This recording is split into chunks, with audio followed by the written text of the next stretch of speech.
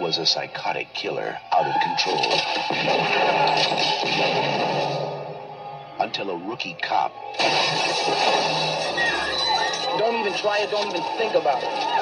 ...put him behind bars. 7 years later, Earl Talbot Blake is out for revenge. I got things to live for. And the moment he escapes, the nightmare begins.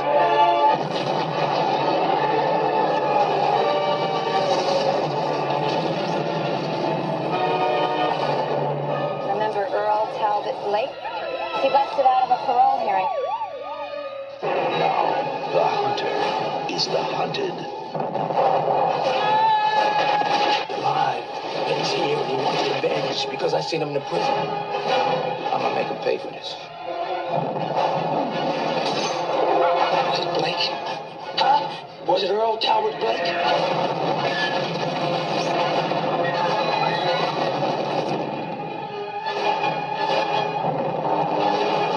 See his face in the light of those cameras. That's when it'll be over. Complete. Ricochet. Denzel Washington.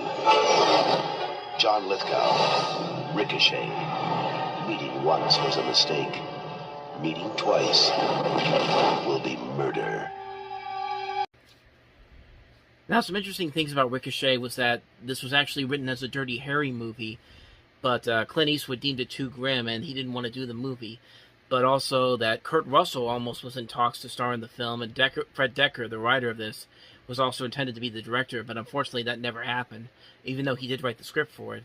And reportedly, a lot of violent scenes in the movie were cut down because of test screenings, and the uncut version of this film was never released to the public, so... honestly, that could be both a good thing or a bad thing, but either way you look at it, the movie it's not very good. You know, I've said before, I don't think I've said this before in the past, but if I have, but Denzel Washington is probably the greatest actor we have right now. I mean, he's a guy that he never usually takes a really bad movie. Even the worst movies that he's been in, he's never been the worst thing about it. And again, that applies here. And John Lithgow is actually not a bad villain in this movie. He actually plays the villain role pretty well, as he did a couple of times during this time period. In this, and then also Raising Cain, and then Cliffhanger. And he's a great actor. I mean, these are all great actors in this movie. Unfortunately, the script just feels like the script and the pacing and the editing just feels very sloppy on so many levels. Like, these actors really are trying their best to save whatever they could here. But you could definitely tell this movie was heavily cut down, and it really affects the movie's overall enjoyment in the end. It's not a very good movie, unfortunately. It has elements in there that do work sometimes, but not a lot in there to really recommend it. So, unfortunately, this is one of the few Denzel Washington movies that I have to say was not very good. Not really his fault, but just the film itself was not very good. So, that's Ricochet. So, let's go ahead and move on to the next movie, and that is Joe Pesci in The Super. In Goodfellas, he was a vicious thug. In Home Alone, he was a ruthless thief. In Lethal Weapon 2, he was a slimy embezzler. That was just a warm-up. In now. See, that's how the door broke. You're supposed to go in and stay in. You want your electricity fixed? Move. He provides affordable housing for the underprivileged.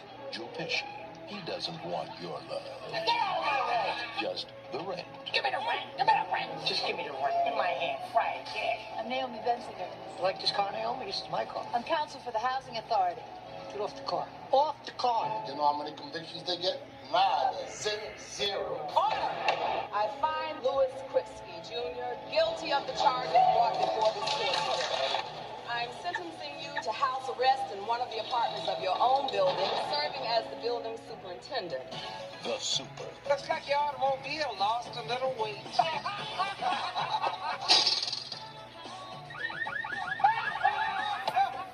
Now he's getting a taste of his own tenement.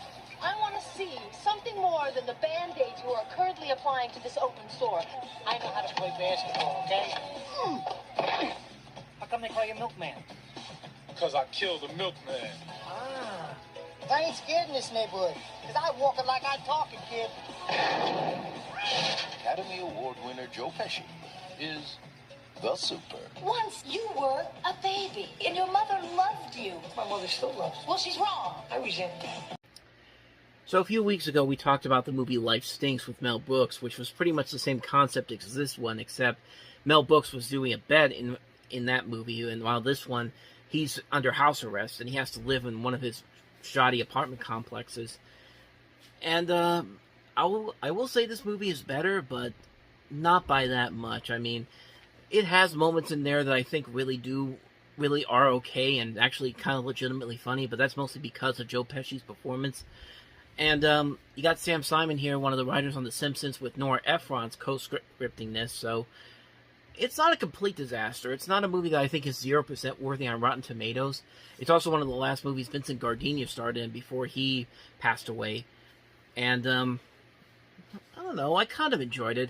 It's not a good movie all the way through. It does lack a lot of the same... It has a lot of the same problems that most of these type of movies, these generic type of stories do. But I do think it's because Joe Pesci carries this movie more than you would think he would.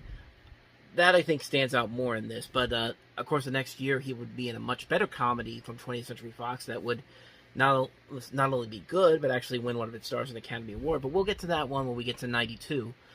But as far as this movie goes, I didn't hate it as much as everybody else did. I thought it was okay.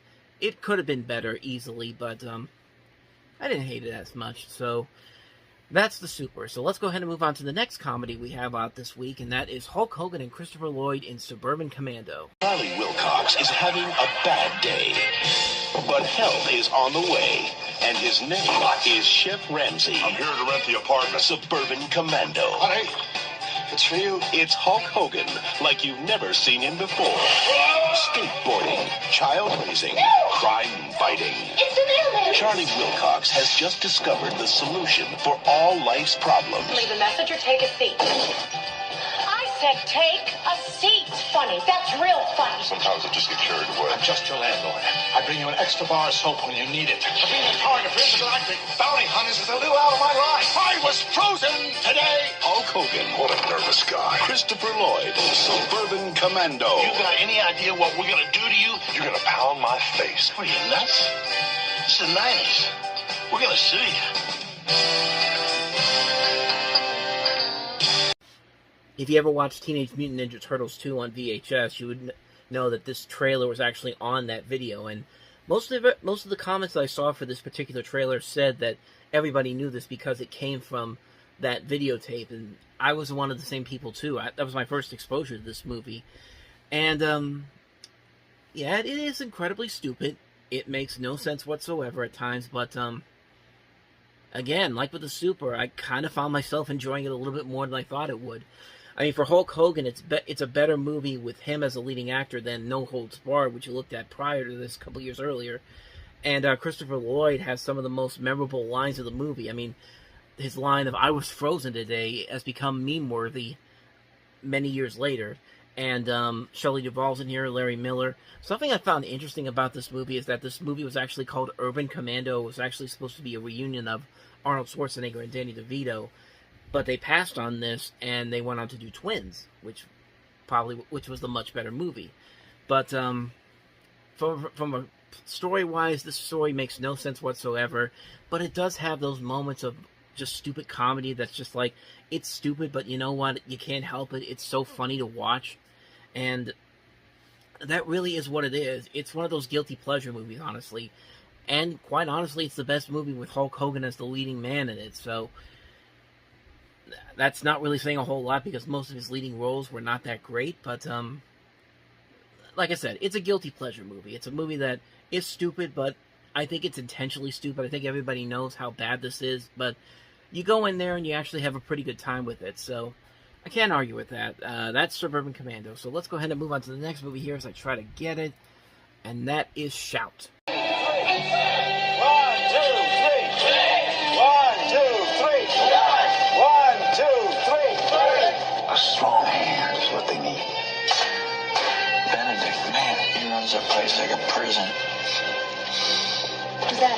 He's the new boy. If he gives you any trouble, let me know. I can take care of myself.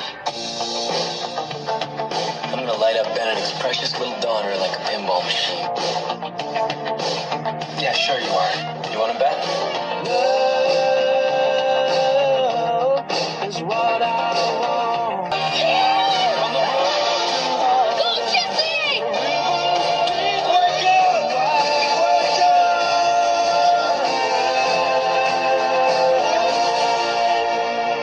Shout. Pretty lame, I gotta say. I mean, for a romance film, it's pretty lame. As a musical, it's pretty lame. And as a movie that is intended to be taken seriously, it's really, really lame. I mean, it's about as generic and as formulaic as you could possibly get, even with the talent that they have involved here. You see John Travolta in the trailer. You also have Linda Fiorentino, Heather Graham, Scott Coffey, James Waters. Maybe there could have been something interesting here, but I don't know. This movie didn't really work for me. I mean, like I said, it's a pretty lame movie. It's a movie that instantly is forgettable, and it was coming at a time when John Travolta, he had that brief comeback with Look Who's Talking, and he just kept going back to taking these really bad movie roles, and he wouldn't find success again until well into the mid-90s again with Pulp Fiction. But we'll get to that one when we get to that one. But as far as this movie goes, yeah, like I said, it's pretty lame. So with that said, let's go ahead and move on to the next movie, and that is Mimi Rogers in The Rapture.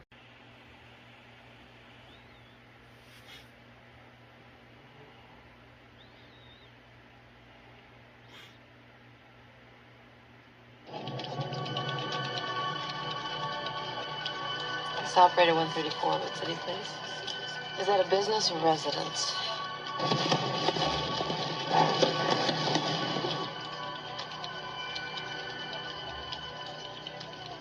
I heard someone talking about the boy.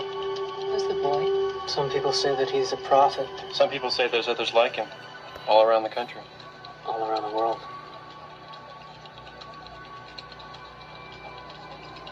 What is that? Don't you know what's going on? What? The dream. The pearl.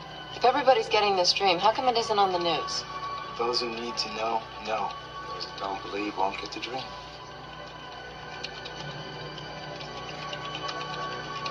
The world's a disaster. We have no power to make it better. There has to be something more. Let me help you. Something's going on. You've changed. If I tell you, you're not going to believe me. At the end of days, There are wars and rumors of wars, Mommy, and a curse devours the earth. And those who live in it are held guilty. all who believe will be raised up. All who doubt will be cast down.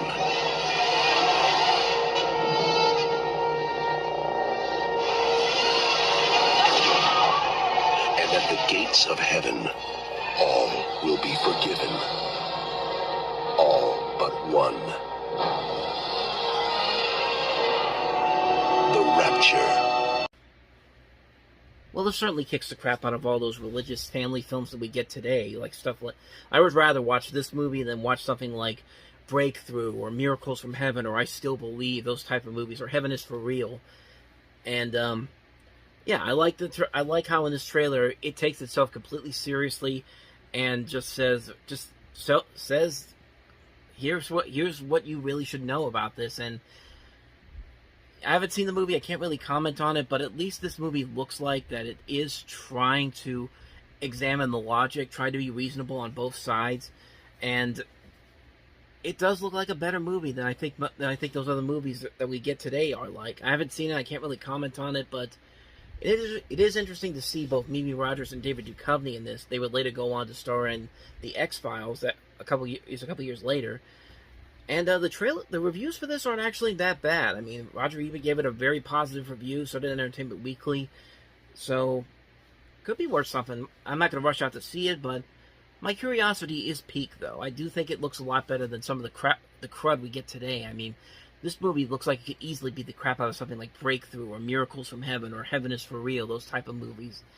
But, that's just my thought on it, though. So, So let's go from the Rapture to Whore. It's plain and simple. Do you think what I do is wrong? Have you ever wondered? What's your name? Liz, you want a date? What it would be like? I know what you want. Maybe it's time you found out. It may be your fantasy. Teresa Russell. I used to love sex. It may be your fantasy. In a Ken Russell film. It may be your fantasy. If you're afraid to say it, just see it. Well, this is one of the few NC-17 movies that actually wasn't bad. But, yeah, you could definitely tell that there was more of an emphasis on getting more sex and violence in this. But, I mean, I thought the movie itself was pretty good. I like Teresa Russell's performance in this. I like that she doesn't just play a character. She also addresses the audience with these monologues that are actually very unique and interesting. And, it's a pretty good movie all around. Like, I won't say it's a great movie all around, but I think it is a lot better than people give it credit for. It's a movie that I think works solely because of Russell's performance.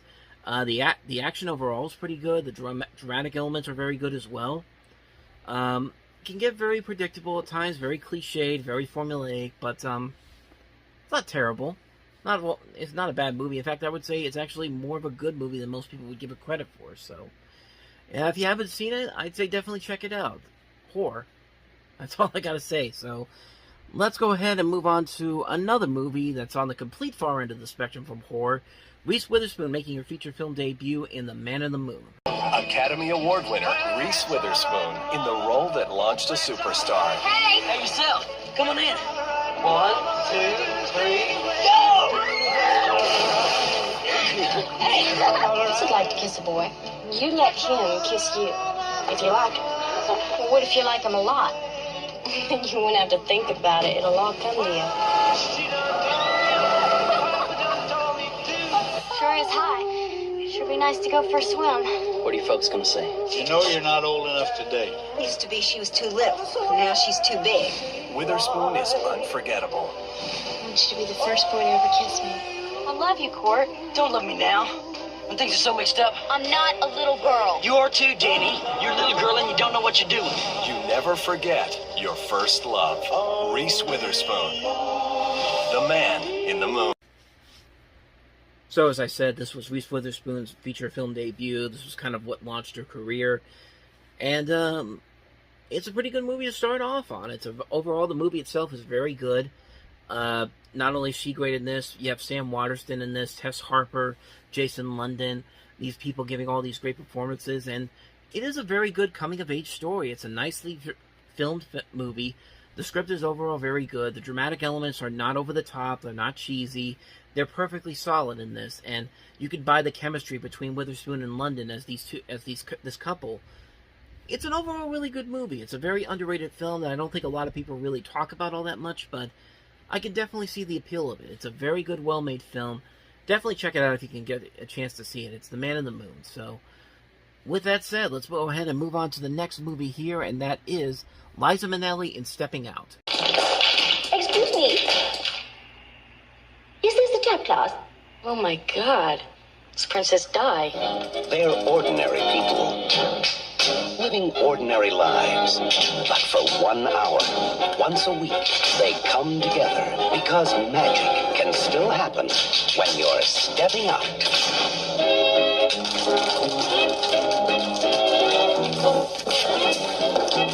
Take it a little easy, honey. I mean, this is a short step. It's like life. Enjoy it. Let me guess. Judy Jetson.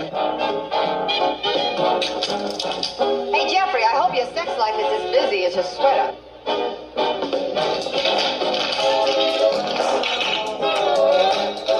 Our committee came up with a terrific idea for an evening of song and dance.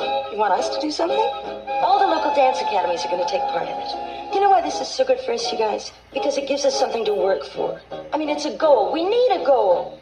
I mean, as far as I'm concerned, they're lucky to get us. I wouldn't ask you to do something I didn't really believe you could do.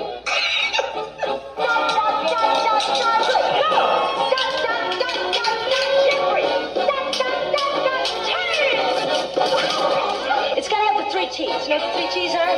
Teeth, taps, and... Don't worry, Jeffrey, I've got plenty. It's not about success and failure. It's about having the courage and going the distance. Okay, you ready? Right, okay, here we go. Just remember the 3 T's. I forgot the 3 T's. What are the 3 T's? Because nobody with friends is a nobody. Show this, didn't I? I love it. Shelley Winters, Ellen Green, Julie Walters, Bill Irwin, Andrea Martin, and Liza Minnelli. Hey, mister, can we have these? Can we have these? Isn't that great? Stepping Out, the comedy with 2 left feet. How about a little music? Great. So this is based off of a Broadway play by Richard Harris, and for Liza Minnelli, it was a big comeback for her because after starring in Cabaret, which won her an Academy Award, she did a couple of movies in the 70s that didn't turn out so well.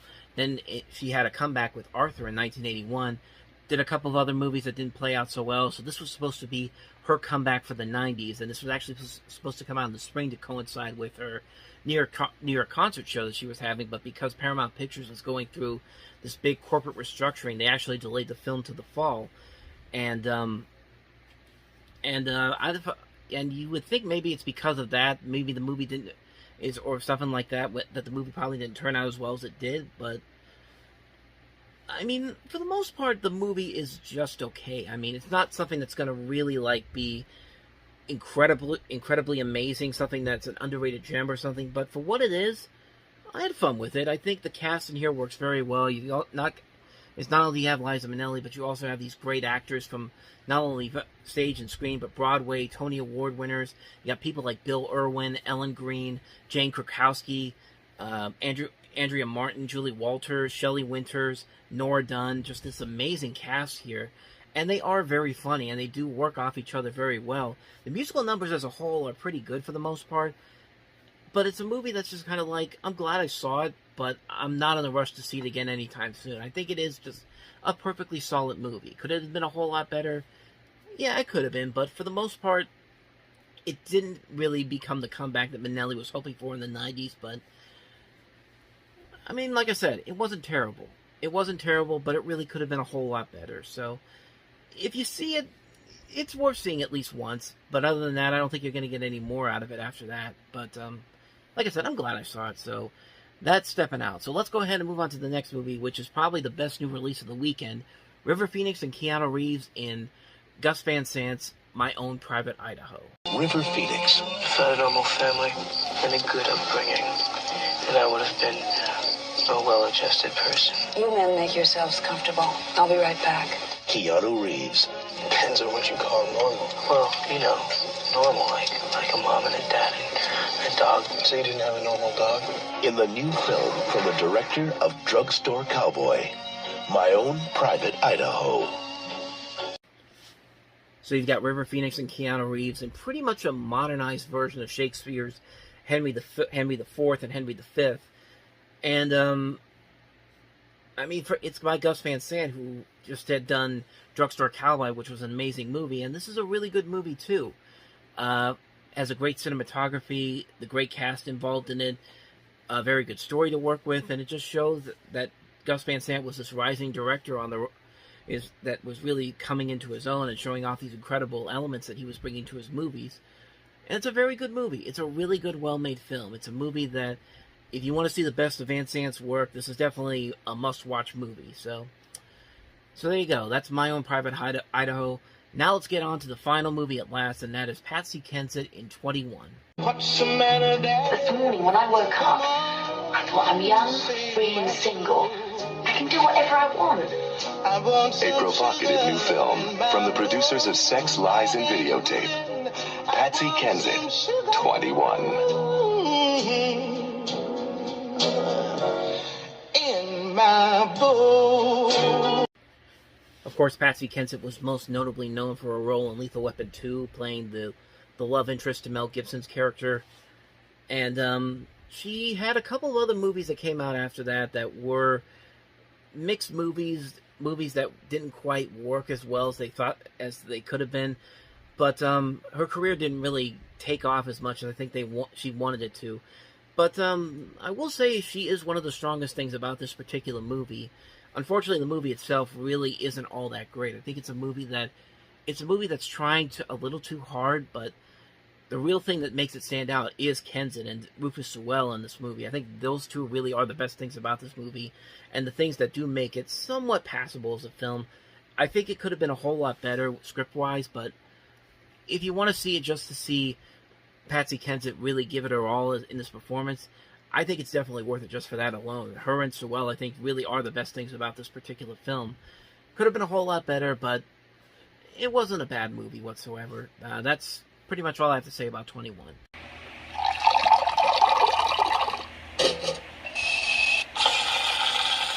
The professor just stuck his hand up my skirt again.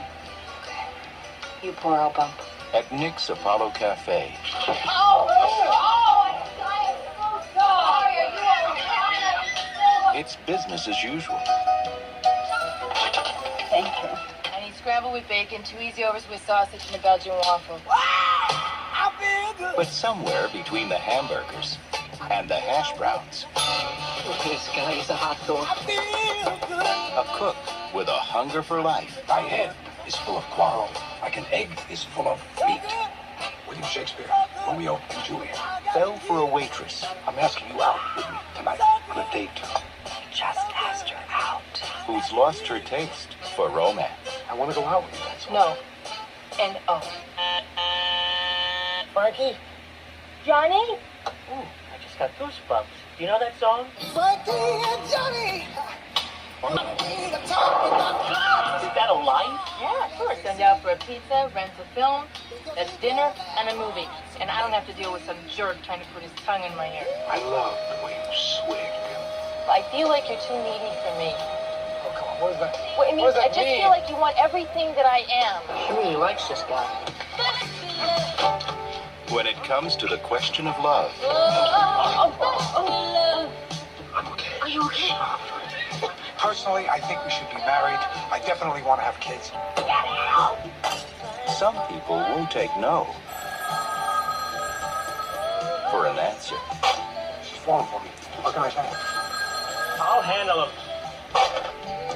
Al Pacino, Michelle Pfeiffer, in a Gary Marshall film, Frankie and Johnny. We were a couple before we met. Frankie and Johnny, the song. Didn't they end up killing each other? She killed him, so we got the edge there. So not only was this Gary Marshall's follow-up to Pretty Woman, this was actually the first movie since Scarface that both Al Pacino and Michelle Pfeiffer starred in, and they were lovers in that movie. And, I mean, just on that alone, it actually kind of makes this movie work a little bit better than I think it had any reason to, because obviously Al Pacino and Michelle Pfeiffer are very different in age groups. I think Pacino was in his 70s, not 70s, his 60s at the time. Actually, let me double check. Okay, I was way off. Al Pacino was like in his 50s, and Michelle Pfeiffer was still in her 30s when this movie came out, so I was definitely off on that one. But, I gotta say, their chemistry still works pretty well here. This is a movie where, unlike the last time these two meet up, there was a whole different angle there with more of the violence going on in here, but this is just a straightforward romantic comedy, and it does work. Both these actors really work off each other very well. You also have a lot of Gary Marshall's recurring people in this, including Hector Elizondo, who was also in Pretty Woman and The Princess Diaries later on. You have Nathan Lane in here, Kate Nelligan. Just a great cast overall here. Some great music by Marvin Hamlish. It's a very good movie. It's an enjoyable film that I did not think was going to be as good as I thought it was, as I thought it was. But it's pretty fun. It's a pretty fun movie if you go into it with the right. If you go into it with the right attitude and you're just looking for a good, fun, romantic comedy to watch, this is definitely worth the time. I'd say definitely check it out if you can. Frankie and Johnny. So with that said, let's go ahead and look at what some might say would be another fun comedy to look at, and that is Ernest Scared Stupid. Monstrous trolls have sprung to life. I sure hope you're from Cleveland. And now Ernest P. Worrell is springing into action. He'll try anything. I know Tai Chi Kung Fu, Chow Mein. And everything. Your shoes untied. To save the day. It's showtime. It's Ernest P. Worrell in a brand new movie. Ernest Scared Stupid. How about a bumper sandwich, booger lips? You know what I mean? Friday, October 11th at a theater near you. So I've talked about the last couple of Ernest movies on this particular show. I've not been the biggest fan of them. I think it's like I said, the only one I really liked was Ernest Saves Christmas, but that was mostly because of Douglas Steele's Santa Claus. So I probably am not the right person to watch these movies. I know Ernest has a loyal fan base to him, and I guess for loyal fan base, they definitely get what they're asking for in this particular film.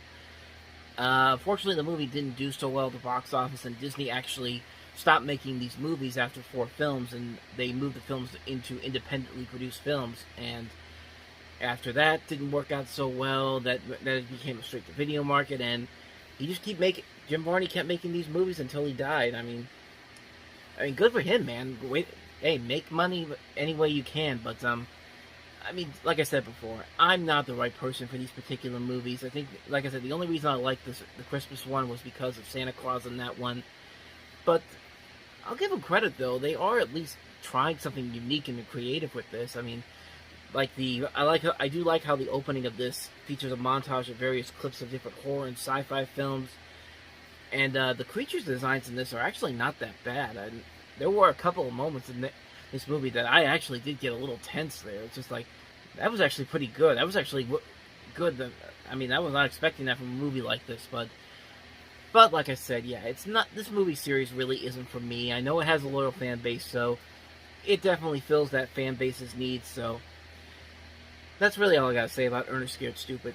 With that said, let's go ahead and move on to the next movie, and that is Shattered.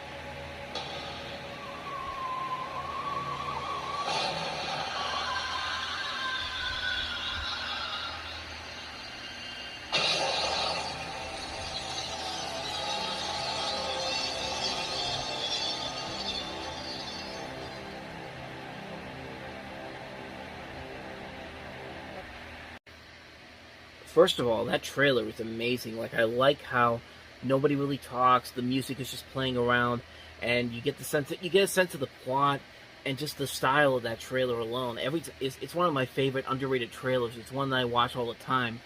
It's a very good trailer, and also, as I'm recording this, Wolfgang Petersen, the director of this, actually passed away a couple of days ago. And rest in peace, Wolfgang Petersen. I mean, he was really one of the great directors we ever had. And this was actually a really good movie. I really found myself enjoying this a lot more than I think most people did at the time. I mean, it's a very good movie. Great cast overall. Tom Berenger, Bob Hoskins, Greta Scacchi, Corbin Burnson.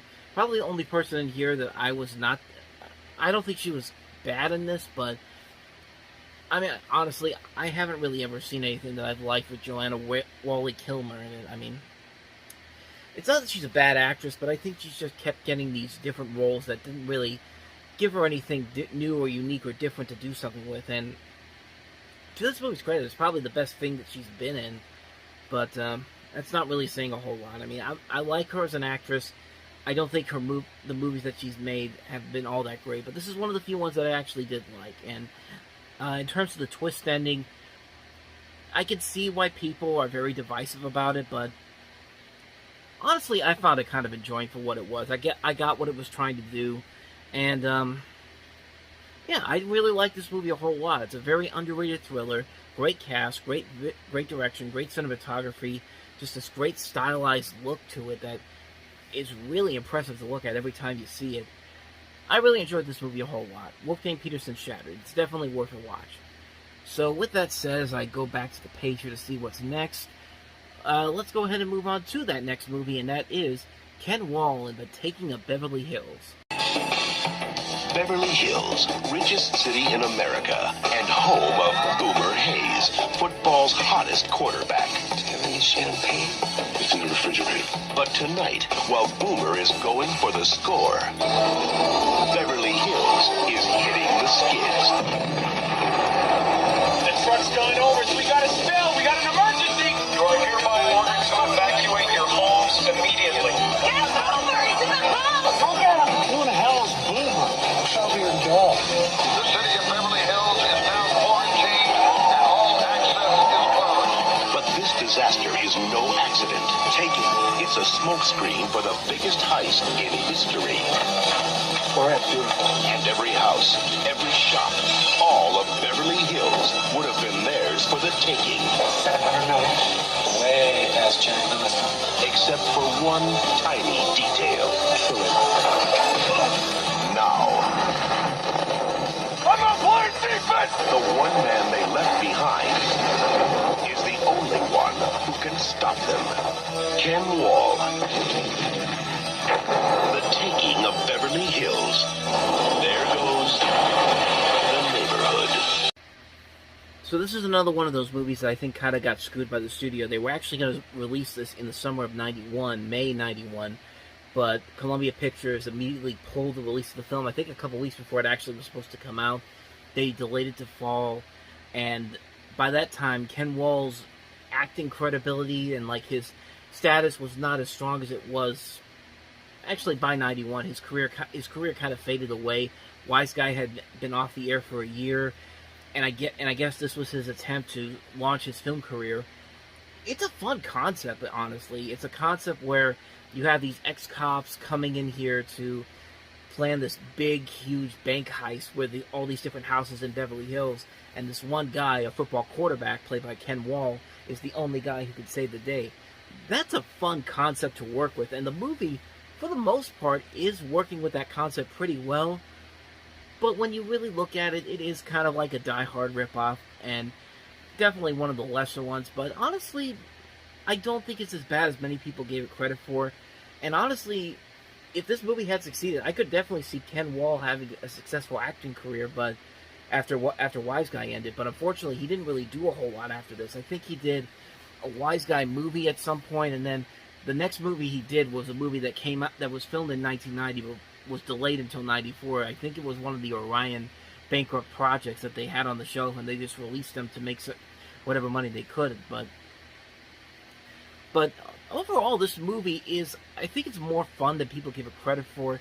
Is it a great movie? Not really. It's kind of cheesy, and it's a little too ridiculous. It's way too ridiculous at times. This is directed by the same guy that did Superman 4: The Quest for Peace and the Iron Eagle movies. So, I mean, he's very hit and miss, and this one almost hits, but it's unfortunately another miss. It's a movie that I think could have been a whole lot better. I think it is a lot better than people gave it credit for, but not enough for me to recommend it, unfortunately. It's a shame too, because I did like the concept a whole lot, but I didn't think the movie worked as a whole. So that's my thoughts on The Taking of Beverly Hills. Let me go ahead and go on to the next movie here, and that is Jodie Foster's directorial debut, in which she stars in Little Man Tate.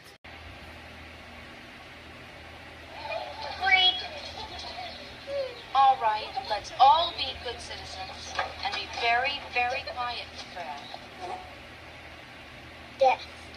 There stands death, a bluish distillate in a cup without a saucer. Such a strange place to find a cup, standing on the back of a hand.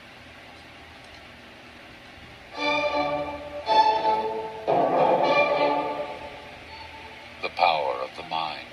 Fred, what's the cube root of 3,796,466? 156. The power of the heart. Let's face it, you're the best thing that ever happened to me.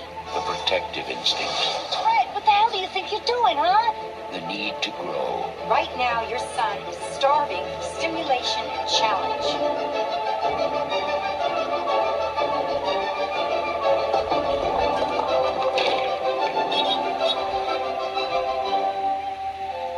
He just wants to be a normal, happy little kid. Well, he's not normal, thank God. If anything happens to him, I'll kill you. In a universe of knowledge, My mother's dead. exists a world of confusion. It's not the size of a guy's IQ that matters. It's how he uses it. This is the story of a little love, a little inspiration, Brad? and a little genius.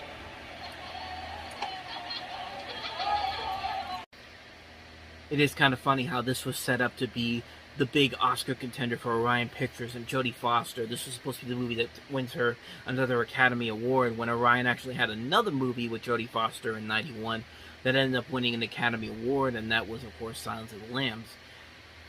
But for Little Man Tate, it's a pretty good movie, and it's a great movie to show that, you know, Jodie Foster's not only a great actress, but she can be a pretty damn good director too, and this really shows a lot of what makes her great as a filmmaker. I mean, she really understands the craft of what she's doing. She has a very good story to tell here that's almost in a way kind of autobiographical in terms of her life, because she did start off as a child actress. She did start off kind of as this child prodigy, and then you see how this coming of age aspect that continues throughout the course of the film. Diane Weiss gives another good performance. So does Harry Connick Jr. in this, and the kid who plays the I can't remember his name now. It's Fred. Fred, by the way, is his name. It's played by Adam Hand-Bird. He's a pretty good actor. I mean, he's a pretty good child actor. He's not an annoying child actor. He doesn't really. It's a shame that his career never really took off after this. And maybe if it did, I don't really know what other movies he did. But he's pretty good in this role. I think it works very well for him. It's a nice little film. It's a nice film that you can watch, be happy with yourself with it, and you might want to check back within every year or so to watch it.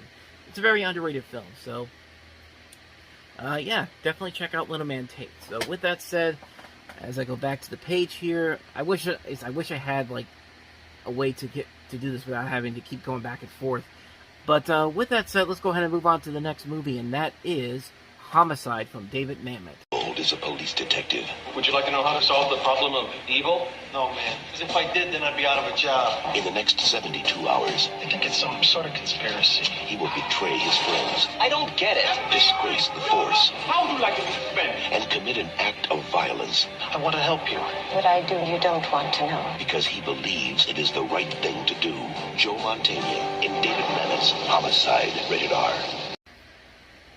I mean, when it comes to David Mamet, he very rarely misses. Like, when he usually puts himself behind a project, he really turns out something really, really enjoyable to watch. And before this, he had written and directed House of Games and Things Change, both of which I believe had Joe Mantegna in it. I know House of Games has Mantegna in it. I can't remember if Things Change does, but he's been behind a lot of other great stuff. He wrote The Verdict. He wrote The Untouchables, the Brian De Palma film. He wrote We're No Angels, and the following year, he would have 2 winners with Glengarry Glen Ross and Hoffa. Also wrote Wag the Dog, Ronin. He's just great. Whenever he puts himself on whenever he has a new project, I will watch it. I mean, I've really been a big fan of his work, and this is definitely one of his more underrated films. It's a movie that I don't think gets talked about a whole lot, but it is a commanding performance by Mantegna once again. You also have William H. Macy in here, Ving Rhames. Just a phenomenal cast here, working the script. Great cinematography by Roger Deakins. It's a great underrated film. Definitely check it out if you've loved all the other David Mamet films and you're looking for an underrated gem of his. This is definitely it. Homicide, it truly is a great film. So, with that said, let's go ahead and move on to the last movie, and that is John Sayles' City of Hope. I am director of 8 Men Out and Make One. These people are on the street. Right out your door. It's a friggin' lunatic asylum. L Street has to come down for Galaxy Towers to go up. City of Hope. So the premise of the film is that it's an intersecting tale with a multitude of characters living lives which, in one way or another, revolve around an old apartment block scheduled to be demolished. That's the plot that I got from IMDb, and if you listen to that plot, it sounds very similar to other movies like The Big Chill, or something that we would get later on down the road with Grand Canyon. you have these characters that you're following, and they all meet up together in a specific setting. And this is one of those movies that definitely feels like that. And, you know, for the most part, it's a pretty good, well-made film. Everybody in here feels very realistic. Nobody ever feels like they're just playing a role and just going with it. For the most part, everybody in here does a very good job. You have a great cast that includes Vincent Spano, Joe Morton, David Strathairn, Chris Cooper, Angela Bassett, Frankie Faison, Gloria Foster, John Sayles himself is in this movie, Gina Gershon's in here. It's a very good, well-made film. It's a nicely done film. It does get the kind of emotions that it is trying to go for. It makes you want to feel angry about the fact that this actually happened, and sadly that some of the stuff that does happen in this particular movie still happens to this very day. It makes you mad. It makes you want to do something, and that's what a good film should do. It should make you think about what you're trying to do. It makes you think about what can you do as a person to decide how to make the world a better place. And movies like that, where you have to think about it, really do make for the best movies, and this is definitely one of the stronger movies to do such a thing like that. It's a very underrated film. If you haven't seen it, definitely check it out. City of Hope, from director John Sayles. Take a good one, Ellen. The stock is up another 1.5 points. They call him Larry the Liquidator. Up 2 points. Up 2 points. He's a man who makes deals. Whoever has the most when he dies wins. Look, it's the American way. He's like something out of a comic book. Is there a Dunkin' Donuts in this town? I'm thinking about the donuts. Donuts? What's the matter? You're not interested in donuts? A man who stands alone. He now owns 12% of us. It's called a corporate takeover. I'm not going to commit suicide. Don't think of it as suicide. Ugh. Think of it as euthanasia. A man with no equal. Financial News Network, here we come. Until now.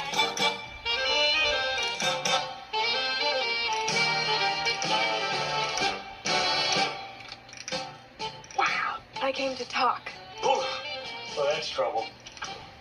Lawyers want to talk. Nothing but trouble. Garfield's a blatant sexist. Talk nice. Give me your best smile. Get me my barber. Give me my manicurist. This is your game. Winner takes all. What a woman. Danny DeVito. I take from the rich and I give to the middle class. Well, the upper middle class. Do you care for some caviar? Gregory Peck. Let's kick his ass all the way back to Wall Street. Penelope Ann Miller. They'll be studying you at the Wharton School. They'll call it the Garfield era. Has a nice ring to it. In a Norman Jewison film. Other People's Money. And everybody on Wall Street's gonna know how some broad did you in.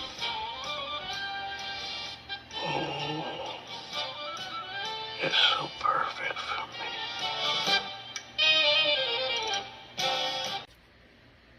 Man, I love this movie. I mean, Danny DeVito and Penelope Ann Miller really, their chemistry works so well. I really like how Penelope Ann Miller is able to compete with Danny DeVito in many of the scenes in this movie. Like I said, this is a really damn good movie. I had a really good time watching this one.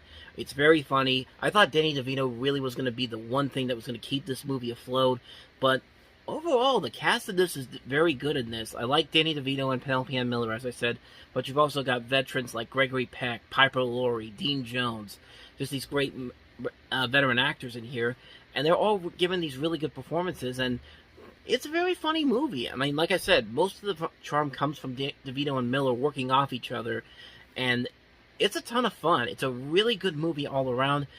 The ending is not quite as good as the rest of the movie is. It does kind of go with the typical Hollywood ending where everything's got to be happy and all that. But I mean, at the same time, I understand why they do it. It doesn't really affect the film as much.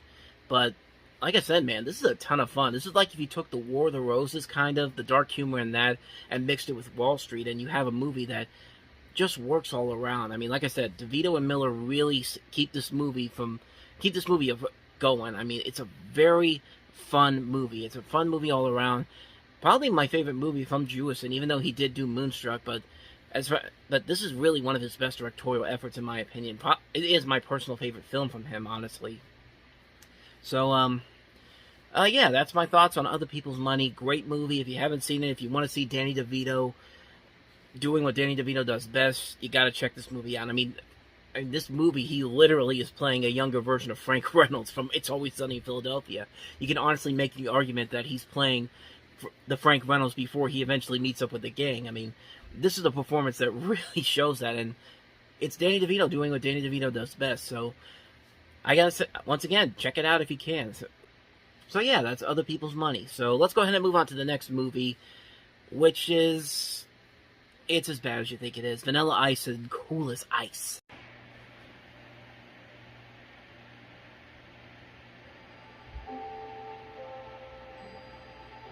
Their values are from the 50s.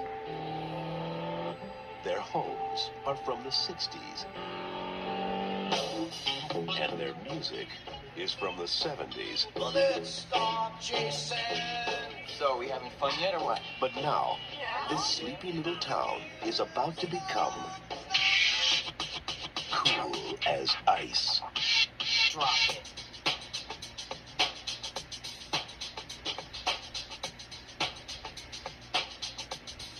What the hell is that? Drop that zero and get with the hero. You are the girl. See you later, Dick. It's Nick. Oh, yeah. Nick. Sometimes I'd like to do something really wild just because I never have. You ain't true to yourself, and you ain't true to nobody. I want you to stay away from him. He's not what you think he is. My brother's been kidnapped. What we want, Jim, is a little collection on an old IOU. You're the eye, and we're the you. You're all wrong. He didn't do anything. Come on, get on. How can you know that, Catherine? I trust him, Dad. Vanilla Ice is going to take an uncool world and kill it to the bone. Well, I hope you like being a biker chick, because you're not going to see me or my car again. Imagine that. From Universal Pictures, Cool as Ice. God damn it, that was a bad movie. It's as bad as you think it is. That trailer pretty much just tells you everything you need to know about how horrible this movie is. You want to know how bad this movie is? Gwyneth Paltrow, when she was still very young, she was offered the role as the leading female in this movie, and her father forbid her from doing this movie because she thought it would hurt her career.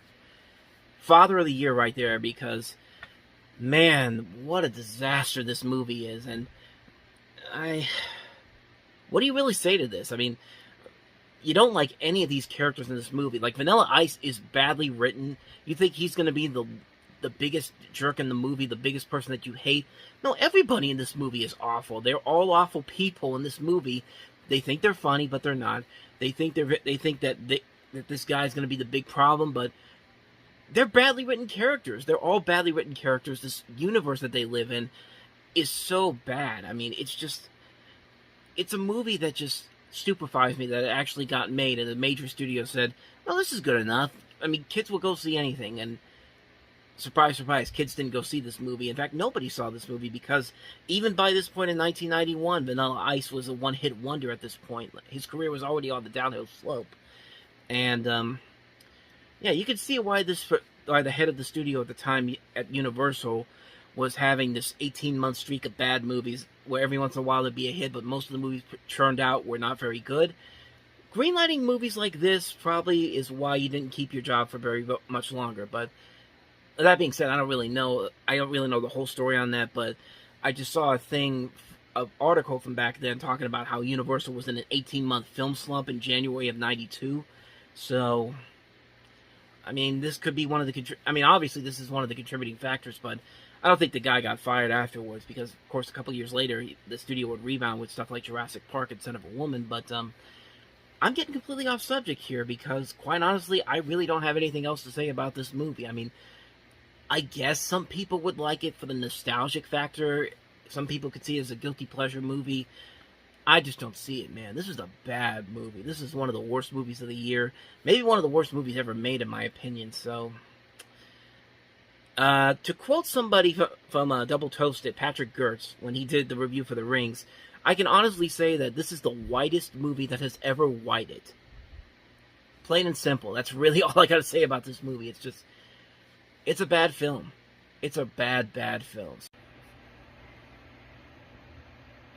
Brothers, I can hunt a boat's face. I want to thank all of you for making it possible for me to go to college. I won't let you down. Your tuition check bounced. My tuition check bounced? Wake up, wake up, wake up. Get out of my room. Yo, without even hearing my plan. Side! A house party. House party? The mother of house parties, man. A pajama jammy jam. All proceeds going to the Christopher Robinson Scholarship Fund.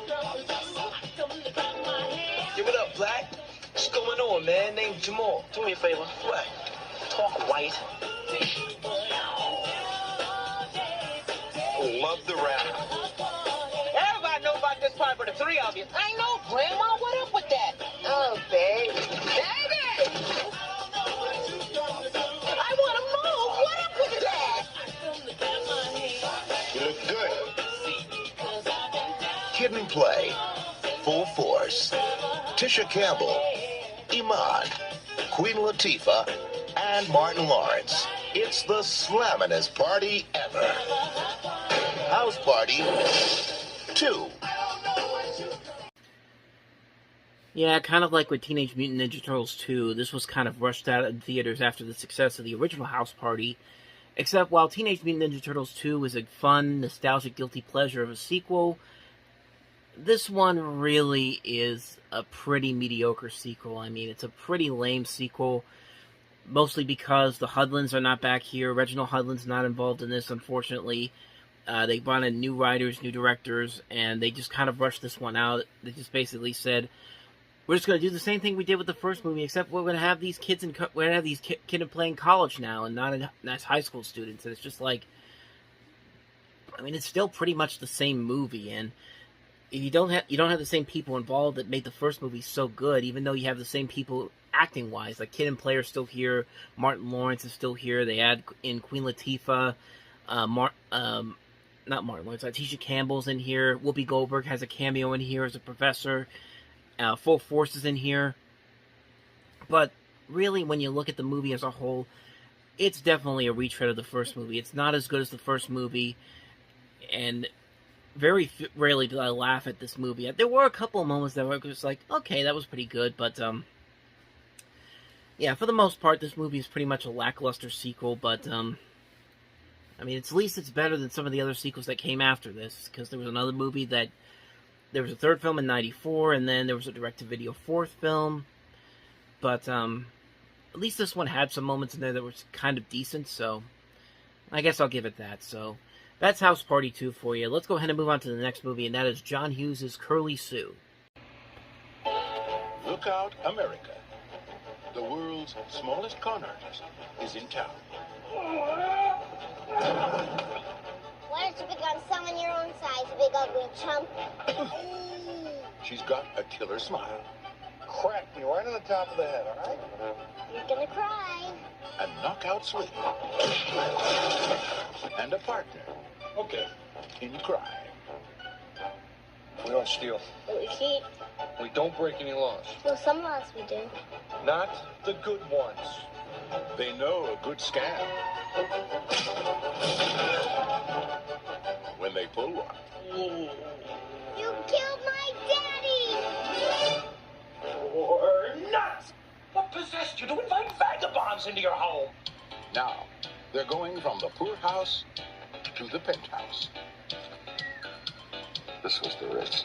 From director John Hughes, creator of Home Alone, comes James Belushi in Curly Sue. You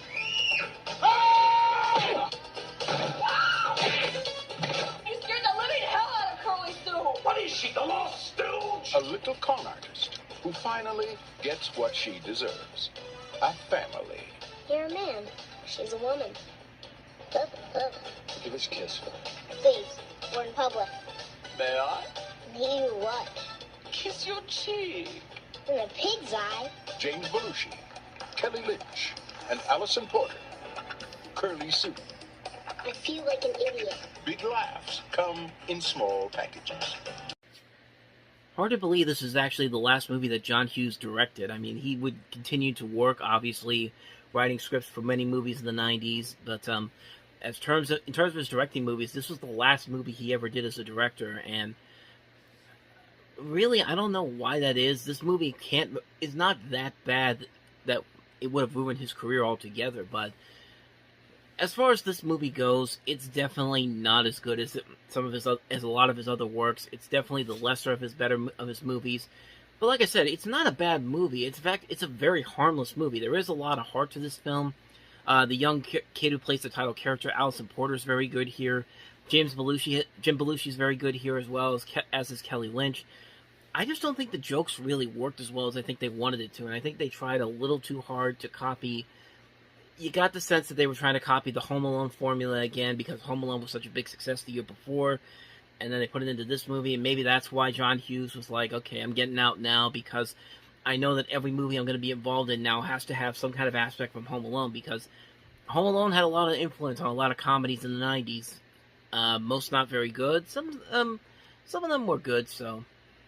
But this movie is, I don't know, I think it's just okay. It's a movie that I'm glad I saw it. I'm glad I got some elements out of it that I did really enjoy, but it's nothing that I'd want to watch over and over again. It's not a movie that I feel like I want to watch as many times as I want to do with John Hughes' other works, but it is what it is. It could have been a whole lot better, but as it is, it's just a passable film. It's a film that really could have been a whole lot better, but as it is, it's just okay. So that is Curly Sue. Let's go ahead and move on to the next movie here as I get it off of the page here, and that is Demi Moore and Jeff Daniels in the comedy The Butcher's Wife.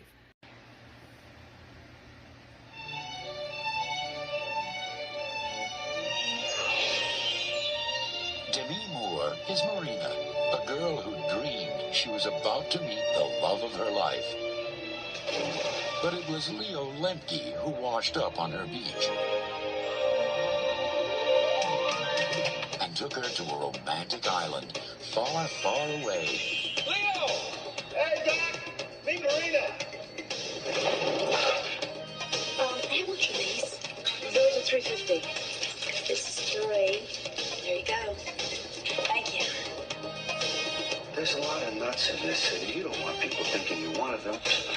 Marina has always made predictions. I need real jobs. Lots of them now. And she's usually right. What's this? Real jobs, lots of them now. Especially when it comes to romance. There's love waiting for you behind the friendly face. Oh, I ever know for sure. I dreamed about it. How come you told her all that stuff? Do you really think she's clairvoyant? I can't help what I see. You might want to be careful about ordering your life on such a primitive instinct. But love is about to take her completely by surprise. Because when it comes to the man of her dreams, she's off by half a block. Trimmer, I saw you in my dreams tonight. Oh, well, that's not uncommon. What was I doing? Smiling. She told me I was the man of her dreams. Maybe it's just not meant to be. I can't deny that I feel an attraction for you, but don't worry. Love is a leap that won't be denied. She's learning tools. She's wonderful. She's incredible. I understand what you're doing. It's good because it makes it so much simpler.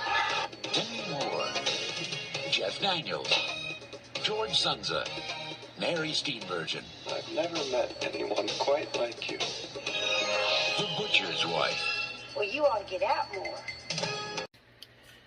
Here's another movie that probably had more potential to it than what actually is shown on screen. The Butcher's Wife, which is a movie that Demi Moore herself has said long after the movie came out that she regretted making this film. She only did it to increase her fee after the success of Ghost.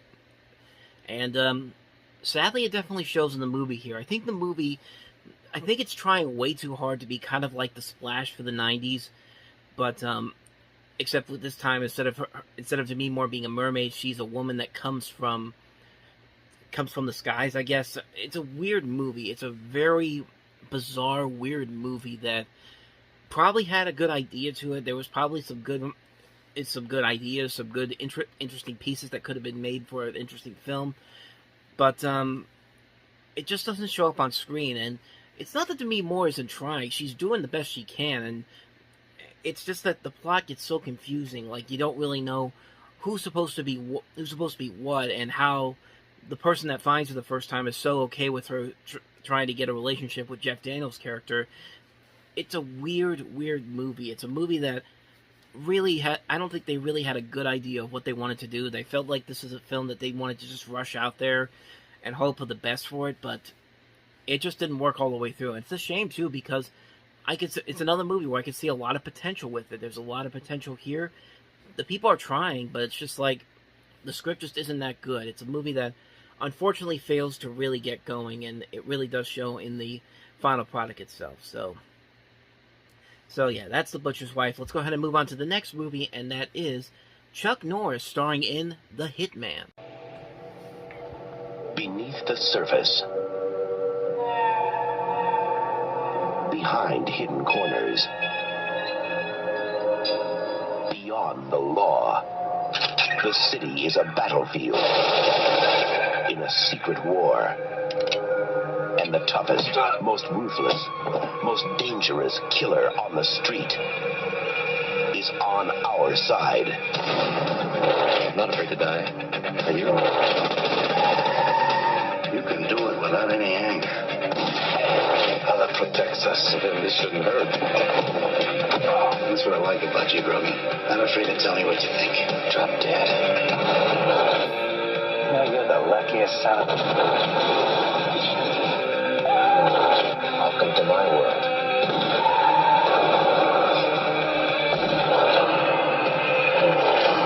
Chuck Norris is the Hitman. Well, if you've definitely seen Chuck Norris's work before in film and the stuff he did afterwards, this is pretty much what you'd expect from a Chuck Norris movie. If you go in there expecting to just see over-the-top action, nothing really making a whole lot of sense, but you understand that the people that behind this pretty much know that that's exactly what they're doing, you can find a lot to enjoy in these movies. I mean, this is another one of those movies that's so bad, it's good. It's one of those guilty pleasure type of films that if you like the Chuck Norris memes and how in every movie he's kind of playing the same character and it's just like crazy over the top action, you pretty much get what you expect from this movie. And on that note, I can't really complain about that so much, because sometimes Chuck Norris can be very good, can be very fun to watch, especially the many clips of Walker Texas Ranger, and it's definitely here. It is definitely here in this particular film. So I can't really say anything too bad about it, except that it's a so bad it's good type of movie. It's another guilty pleasure film from Chuck Norris. What else can you really say? So, with that said, though, let's go ahead and move on to the next movie, and that is George A. Romero and Dario Argento's Two Evil Eyes.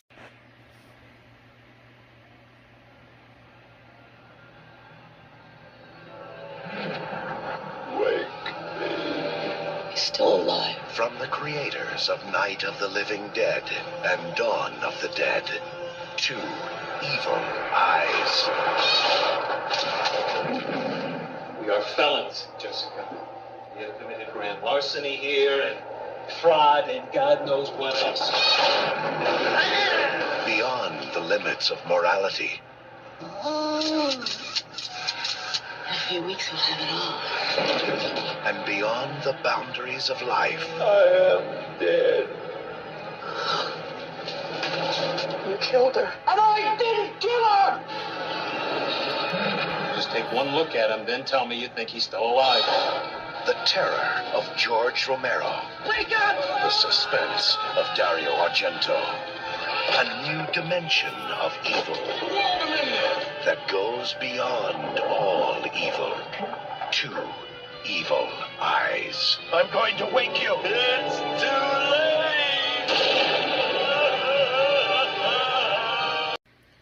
So Two Evil Eyes is essentially an anthology film. It's trying to be another Creep Show or Twilight Zone, the movie for a new generation. And you have two stories here. The Facts in the Case of Mr. Valdemar, with Adrian Barbeau in it, as well as Tom Atkins, E.G. Marshall. And then you have The Black Cat, which is, by the way, the Facts in the Case of Mr. Valdemar is directed by George A. Romero, and The Black Cat is directed by Dario Argento.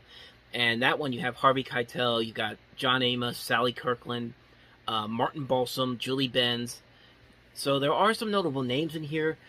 and it felt like they were trying to do kind of a new Tales of, something like I said, something on the lines of Creepshow, or something like they did the year before with Tales from the Dark Side, the movie, which in fact Stephen King was actually considered to direct this one of the segments, as well as John Carpenter, but they unfortunately couldn't make it work out, and it was originally supposed to be 4 segments, but then it was dropped down to 2 segments.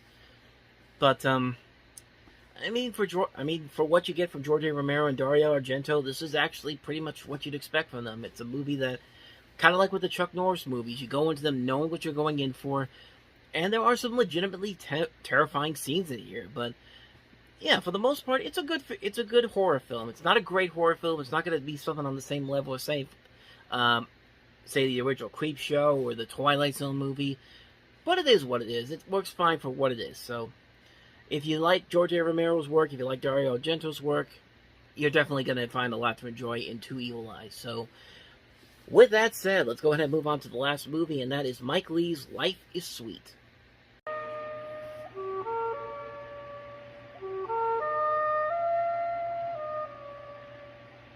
Hello. Right. Hello, Nat. Hello, Patsy. Hello, Wendy. Hi, Natalie. It's Nicola. Oh, hello, Aubrey. Hello, Wendy. What are you doing here? What was your pineapple? Do you want a little sandwich, Nat? Yeah. Do you want a pickle?